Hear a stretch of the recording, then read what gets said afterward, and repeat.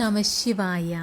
ഇന്ന് ഞാൻ പറയാൻ പോകുന്നത് ശിവഭഗവാനെ ആരാധിക്കാത്തവർക്ക് നിത്യദാരിദ്ര്യമാകുന്നു ഫലമെന്ന് സ്കന്ദപുരാണത്തിൽ പറയപ്പെടുന്നു.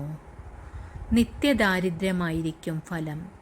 സന്ധ്യാസമയത്ത് ശിവഭഗവാനെ പൂജിക്കണമെന്നും ശിവ അർച്ചന നടത്തണമെന്നും പണ്ടുകാലം മുതൽ തന്നെയുള്ള ആചാരമായിരുന്നു.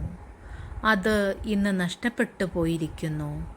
അതുകൊണ്ട് തന്നെ എപ്പോഴും ശിവഭഗവാനെ സ്മരണയിൽ വിചാരിച്ചുകൊണ്ട് ജഗത്തിൻ്റെ പിതാവായ ശിവഭഗവാനെ സ്മരിക്കുന്നത് അത്യുത്തമമാണ്.